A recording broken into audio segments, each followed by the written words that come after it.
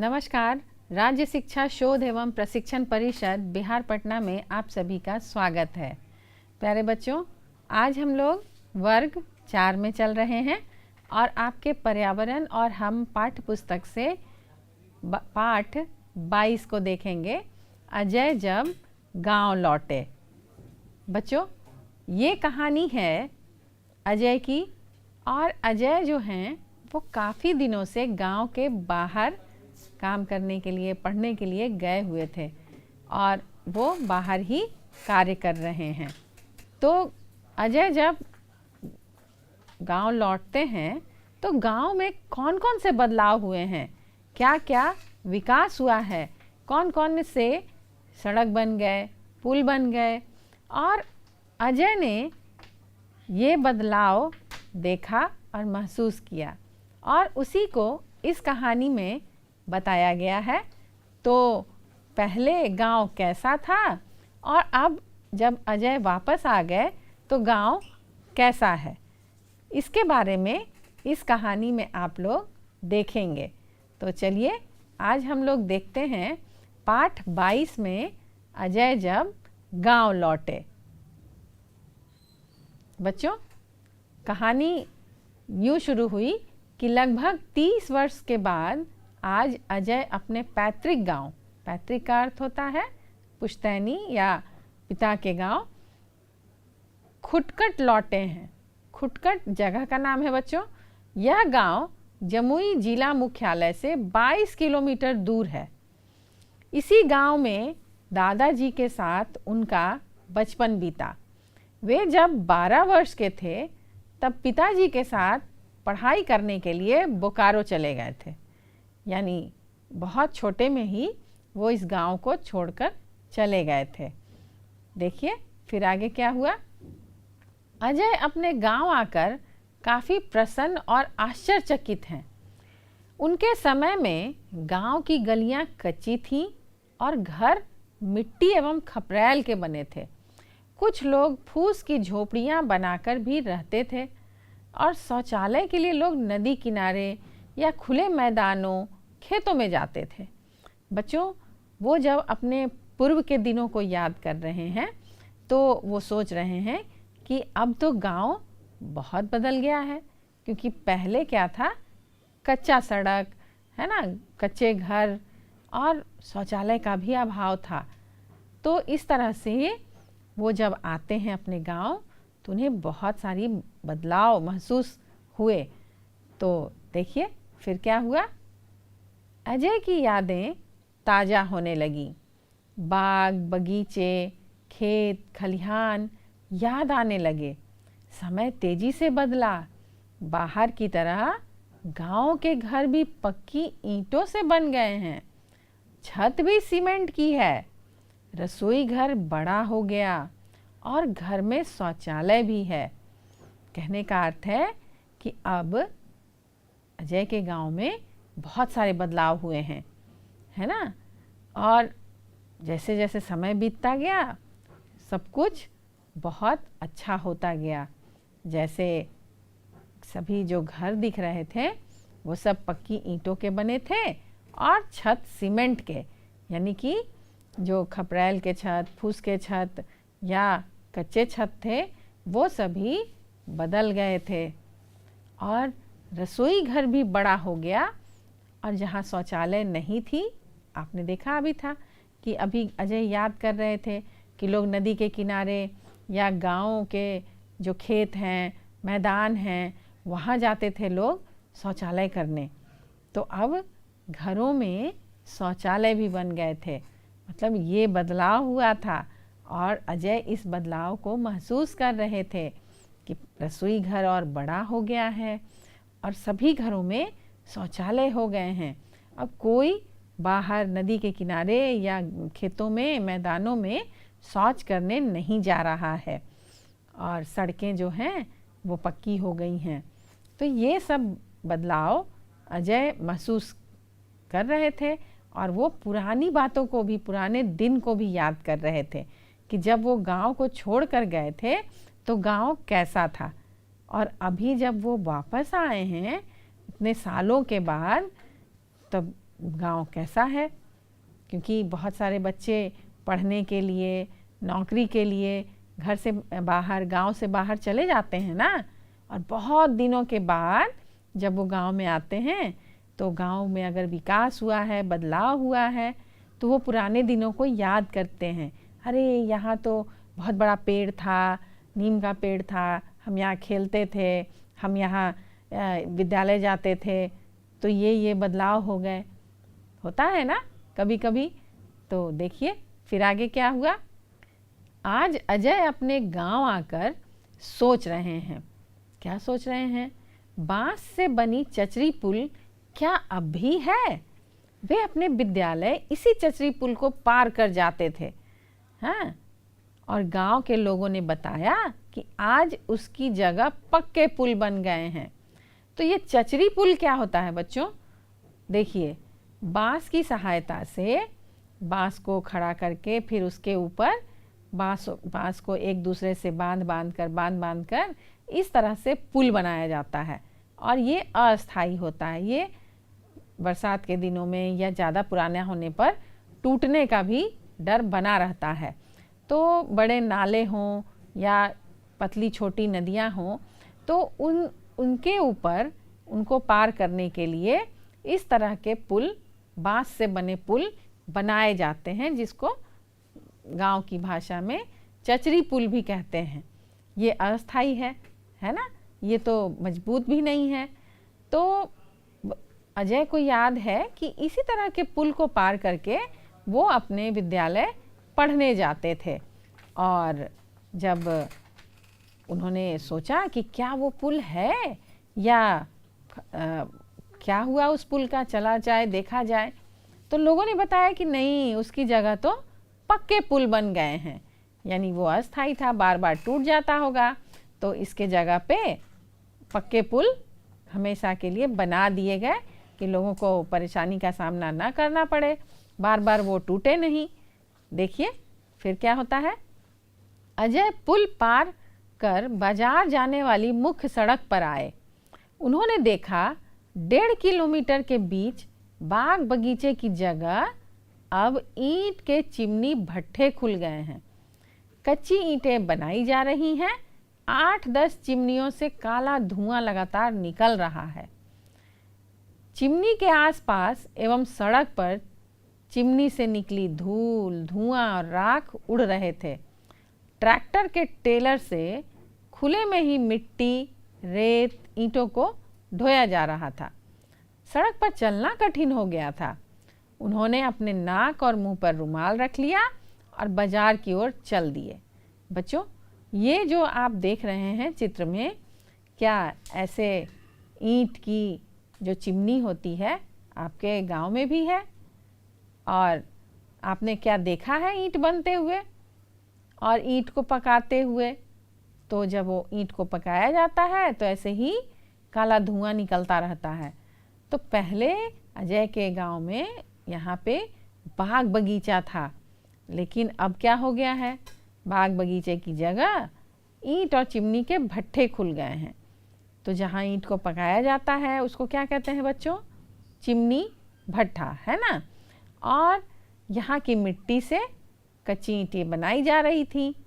तो यह देखकर थोड़ा अजय को दुख हुआ। और जब इतना सारा मिट्टी, धूल, धुआं, रेत चारों तरफ बिखरा पड़ा था, तो सड़क पर चलना मुश्किल हो गया था। वो अपने नाक और मुंह पर रुमाल रख लिए और बाजार की ओर चल दिए। देखा आपने बच्चों कि अजय के गांव में क्या क्या बदलाव आए। और अजय देख रहे हैं कि कहीं कुछ अच्छा हुआ है और कहीं कुछ गलत भी हो गया, क्योंकि बाग बगीचे होते हैं तो हरियाली ही हरियाली नज़र आती है, लेकिन वहाँ जब ईंट के भट्ठे खुल गए तो वहाँ हरियाली का नामो निशान नहीं था। तो कुछ अच्छा हुआ और कुछ बदल गया, बुरा भी हो गया। तो फिर देखते हैं कि आगे क्या हुआ। देखिए बच्चों, यहाँ पहले जो पूर्व में बांस से बना पुल था, वहाँ पर ईंट सीमेंट से बना पुल तैयार हो गया था। तो गांव में ये बदलाव आया था और अजय ने इस बदलाव को महसूस किया और ये जो था अस्थाई पुल से अस्थाई पुल में बदल गया, क्योंकि सीमेंट और ईंट सीमेंट से जो बना पुल होता है ये तो काफ़ी मजबूत होता है, ये तो ना सड़ेगा ना गलेगा।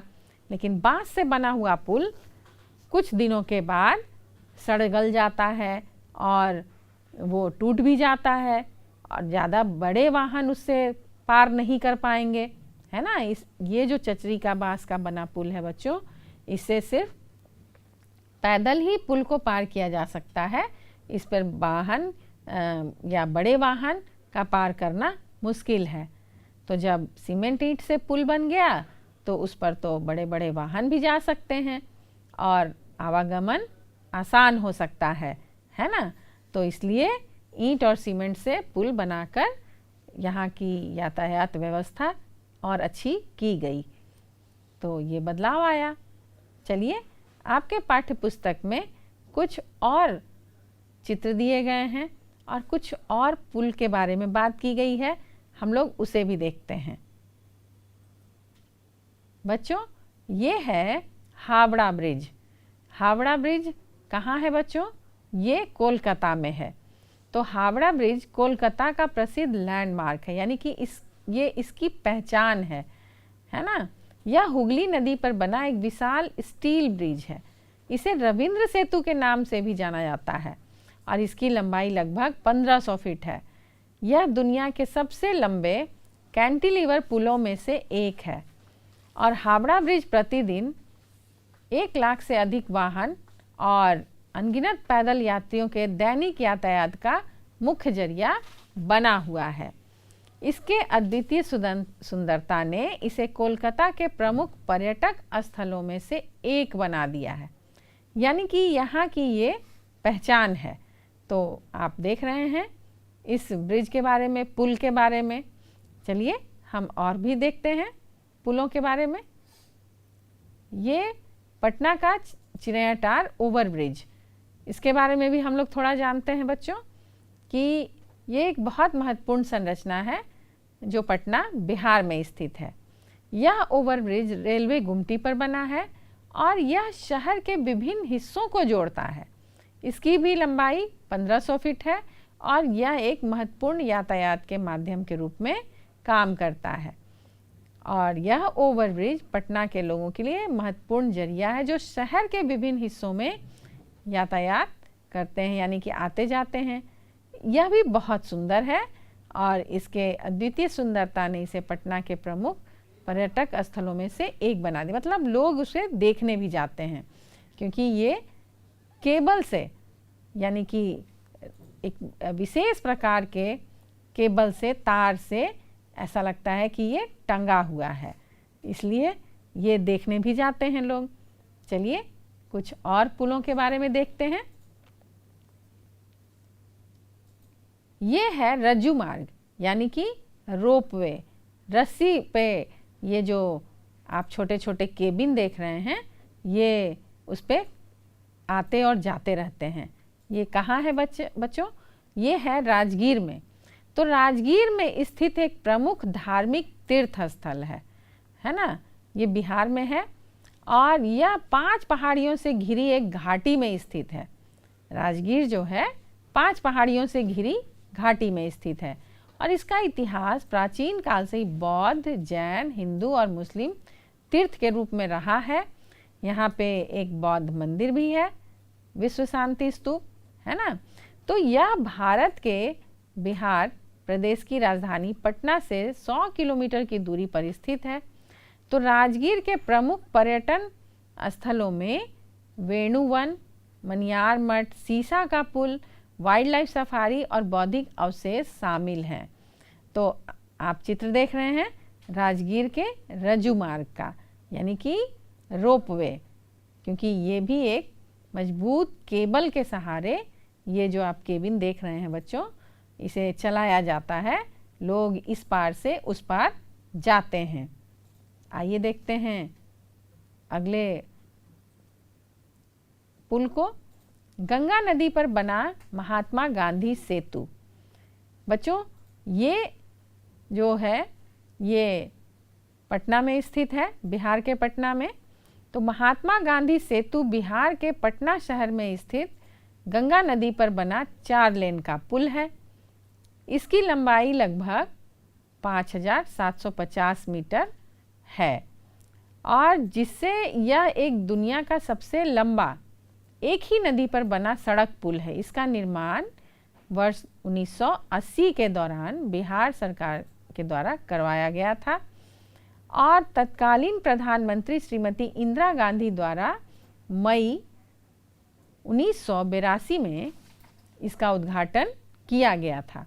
वर्तमान में यह राष्ट्रीय राजमार्ग 19 का हिस्सा है और इसका निर्माण गैमोन इंडिया लिमिटेड ने किया था। मतलब वो जो कंपनी थी जिसने इसे बनाया था उसका नाम है गैमोन इंडिया लिमिटेड। बच्चों, ये अभी भी कभी आप पटना आए तो आप इस गांधी सेतु को ज़रूर देखें। चलिए आगे देखते हैं। बच्चों, आप ये बताइए कि आप किसी पक्की ईंट से बने घर को जाकर देखिए और पता कीजिए कि इस प्रकार के घरों को बनाने में किन किन सामग्री का प्रयोग किया जाता है।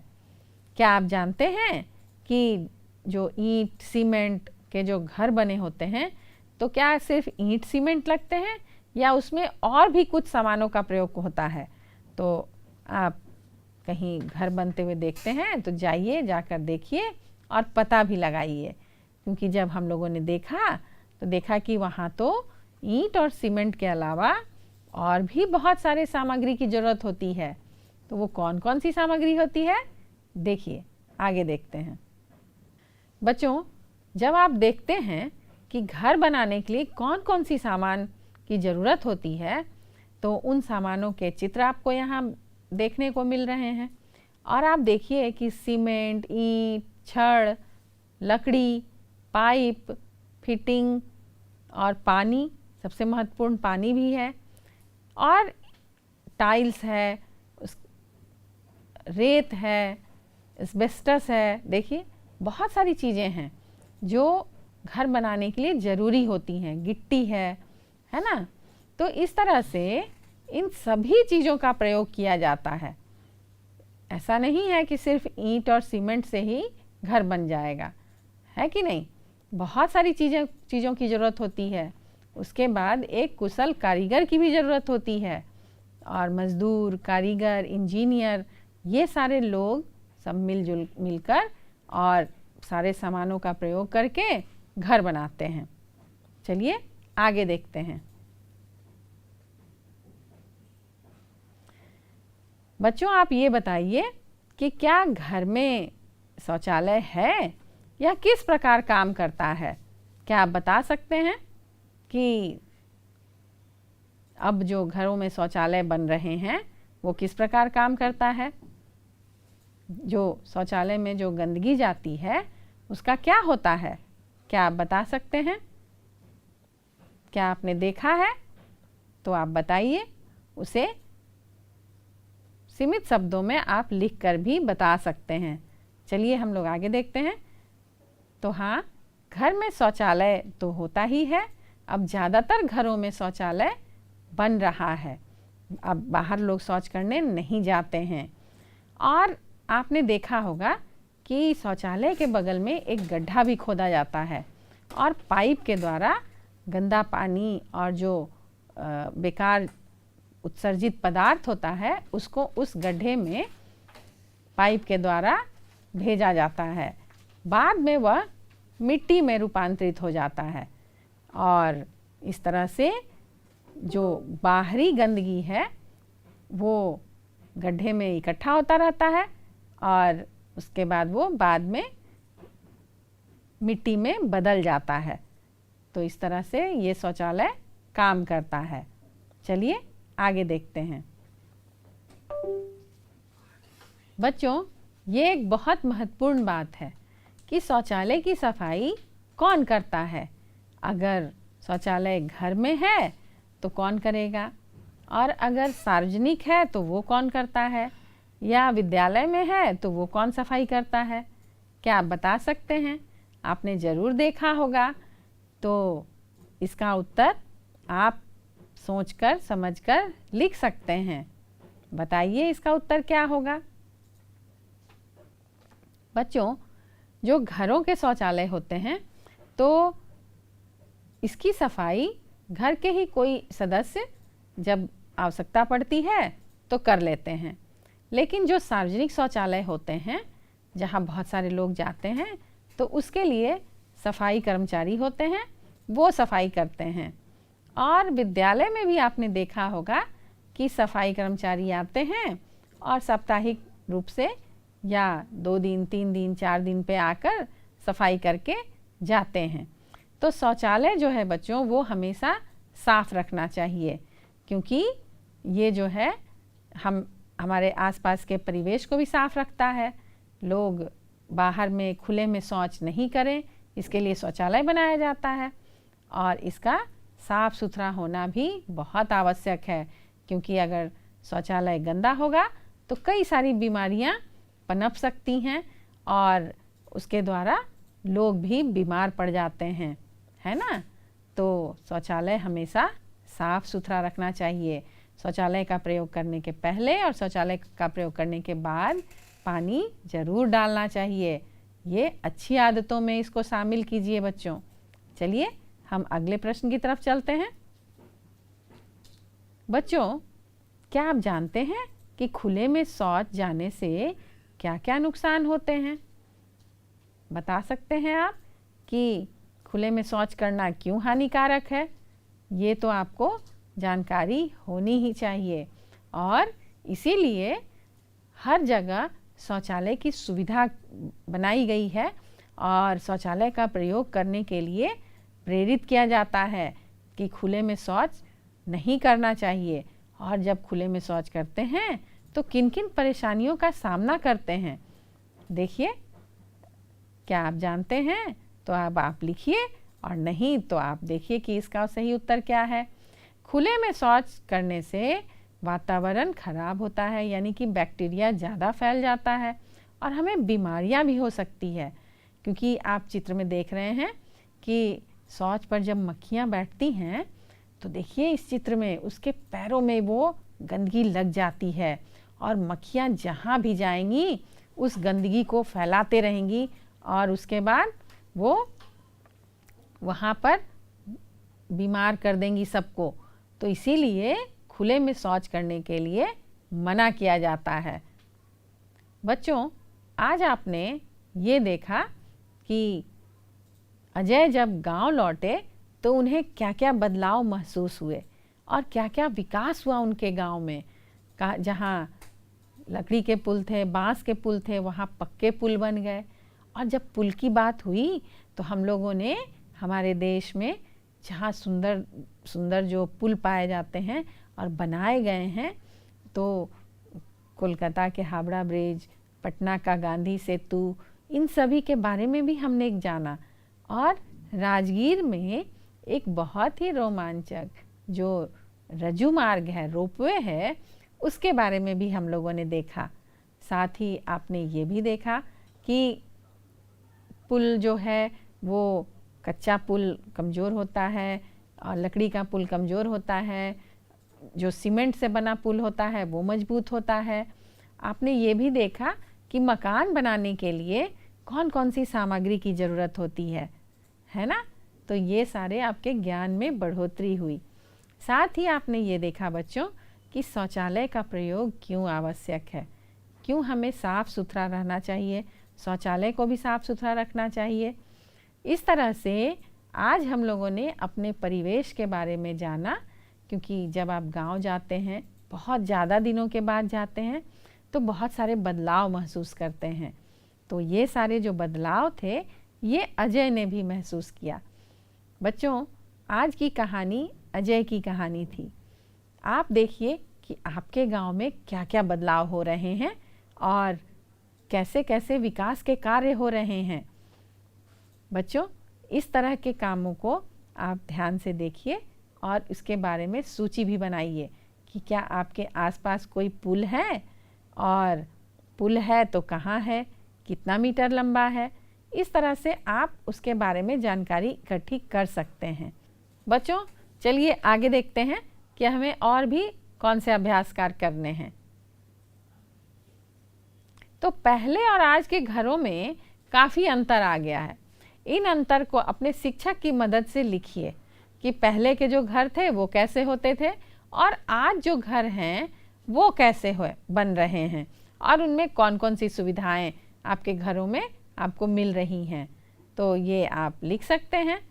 तो देखिए हमने क्या लिखा है कि पहले के जो घर थे और अब के घर कैसे हैं। क्षेत्र जैसे बरामदा, तो पहले घर में के आंगन में बरामदा रहता था और आज के घर में आंगन भी नहीं है और बरामदा भी नहीं होता है कि नहीं। दीवार पहले मिट्टी और पत्थर की होती थी और अब दीवारें कैसी बन रही हैं बच्चों, सीमेंट, ईंट, छड़ का प्रयोग होता है कि नहीं। छत पहले खपड़े का होता था, फूस का होता था, लेकिन अब सीमेंट और छड़ से छत को ढाला जा रहा है और उसे कंक्रीट का बनाया जा रहा है। शौचालय पहले खुले मैदान में होते थे और अब घर में ही होता है। पूजा घर तो पहले घर होता था, उसमें उसी में ही पूजा घर होता था, लेकिन अब अलग कमरे में पूजा घर होता है ना। तो ये भी बदलाव आया है। चलिए आगे देखते हैं और क्या बदलाव हुए हैं। देखिए रसोई घर जो होता था वो पहले आंगन में होता था, है ना, लेकिन अब एक रसोई का कमरा ही बना दिया जाता है और उसमें वो रसोई घर होता है। कमरे पहले क्या होते थे, मुख्यतः एक ही कमरा होता था, 1, 2 या 3, लेकिन अब बहुत सारे कमरे होते हैं, सबकी आवश्यकता अनुसार अलग अलग कमरे। खिड़कियां पहले छोटी छोटी होती थीं, लेकिन अब बड़ी बड़ी खिड़कियां बन रही हैं। आंगन पहले रहता था, यानी कि पहले हर घर में एक आंगन जरूर होता था, पर अब आंगन नहीं होता है। मंजिल, कितनी मंजिलें होती थी पहले, ज़्यादातर घरों की 1 मंजिल होती थी, लेकिन अब एक पर एक बहुत सारी मंजिलें होती हैं, यानी बहुमंजिली इमारतें होती हैं। आपने देखा होगा शहरों में या गांव में भी 3-4 मंजिल मकान होते हैं। तो इस तरह से ये बदलाव पहले और अब के घरों में देखने को मिल रहे हैं। देखिए फिर हम लोग आगे चलते हैं। घर बनाने में विभिन्न प्रकार की सामग्रियां का उपयोग होता है। कुछ सामान तैयार होकर बाहर से आता है और कुछ सामग्रियां वहीं पर स्थानीय रूप से तैयार की जाती हैं। तो चलिए उसके लिए एक सूची बनाइए कि कौन कौन से सामान बाहर से आते हैं और कौन वहाँ तैयार किया जाता है घर बनाने के लिए। तो स्थानीय रूप से बनने वाले जो सामान हैं वो हैं खिड़कियाँ, दरवाजे, यानी कि जब घर बन जाता है तो वहीं पे जो मज़दूर होते हैं वो आते हैं और नाप लेकर वहीं पे ये खिड़की दरवाजे बनाते हैं। लेकिन जो बाहर से आने वाली चीज़ें हैं वो हैं लोहा, सीमेंट, बालू, ईंट। ये तो हमें जहाँ ये मिलते हैं वहाँ से जाकर लाने होते हैं, जहाँ घर बन रहा है वहाँ के लिए, है ना। तो ये है स्थानीय रूप से बनने वाली और बाहर से आने वाली चीज़ें। बच्चों, चिमनी भट्टे पर बहुत सारे बच्चे अपने माता पिता के साथ काम करते रहते हैं और विद्यालय नहीं आते। उनके बारे में आप क्या सोचते हैं? क्या आपने देखा है ऐसा कि बहुत सारे जगहों में बड़े लोग के साथ छोटे बच्चे भी काम करते रहते हैं? तो इससे क्या नुकसान है बच्चों, क्या आप बता सकते हैं? तो बताइए, आप लिख कर बताइए, क्योंकि ऐसा करना बिल्कुल भी उचित नहीं है। क्योंकि पढ़ने लिखने के दिनों में उनके माता पिता द्वारा विद्यालय छोड़कर उनसे काम करवाना उनके भविष्य को बर्बाद करने जैसा है। क्योंकि अगर वो पढ़ेंगे लिखेंगे नहीं तो उन्हें ज्ञान कैसे मिलेगा, कैसे वो जीवन के अन्य सभी परेशानियों का सामना कर पाएंगे, कैसे वो अपने जीवन स्तर को ऊपर करेंगे। तो ये तो बहुत ज़रूरी बात है बच्चों, क्योंकि आपने ये भी सुना होगा कि 6 से 14 साल तक के बच्चों को सरकार तो बिल्कुल मुफ्त शिक्षा देती है और उसके बाद विद्यालय में जब जाते हैं तो वहाँ इन्हें मध्याह्न भोजन भी मिलता है, पुस्तकें भी मिलती हैं, किताबें मिलती हैं, पढ़ाई होता है बिना पैसा लिए, निःशुल्क। तो ये तो बहुत ज़रूरी है कि जब जहाँ पैसे भी नहीं लग रहे हैं तो बच्चों को वहाँ विद्यालय ज़रूर भेजें। तो कुछ अभिभावक ऐसे होते हैं कि उन्हें काम में लगा देते हैं, तो ये तो बहुत ही गलत है। और बाल मजदूरी एक गंभीर अपराध भी है। तो शायद उन्हें नहीं पता हो, लेकिन जो जागरूक लोग हैं वो मना करते हैं कि बच्चों को काम में न लगाएं, इससे आपको सज़ा भी हो सकती है। तो कुछ अभिभावक तो समझदार होते हैं, जब समझ जाते हैं इन बातों को तो वो अपने बच्चों को विद्यालय भेजने लगते हैं। लेकिन जो नहीं जानते हैं वो अपने बच्चों को भी मजदूरी में लगा देते हैं, तो इससे उनका भविष्य तो बहुत बुरा हो जाता है। वो ज्ञान अर्जित नहीं कर पाएंगे, वो पढ़ लिख नहीं पाएंगे, तो अपने जीवन स्तर को भी नहीं अच्छा कर पाएंगे। इसलिए विद्यालय जाना सबके लिए बहुत ज़रूरी है। बच्चों, आज आपने अजय की कहानी देखी, और अजय गांव जब बहुत दिनों के बाद लौटे, कितने सालों के बाद लौटे, तो उन्होंने ये सारे बदलाव वहाँ महसूस किए कि जहाँ कच्चे पुल थे वहाँ मजबूत पुल बन गए, सीमेंट, बालू, ईंट, छड़ के पुल बन गए। और इसके बाद कहीं कुछ हरियाली थी तो वहाँ ईंट भट्ठे खुल गए थे। मतलब कुछ अच्छा हुआ तो कुछ बुरा भी हो गया था। और वहाँ पे पुल जो बने थे बच्चों, तो इसी संदर्भ में हम लोगों ने और भी कई सारे पुलों के बारे में भी जानकारी प्राप्त की, और हमने देखा कि हमारे देश में, हमारे बिहार में कौन कौन से पुल हैं और क्यों प्रसिद्ध हैं। साथ ही हमने राजगीर के रज्जू मार्ग के बारे में भी जानकारी प्राप्त की, और वहाँ की सुंदर पहाड़ियों और धार्मिक जो स्थल है उनके बारे में भी जाना। आपने ये भी जाना बच्चों कि शौचालय का प्रयोग करना कितना आवश्यक है। साथ ही आपने विद्यालय जाने के आवश्यकता के बारे में भी जाना कि बाल मजदूरी एक गंभीर अपराध है।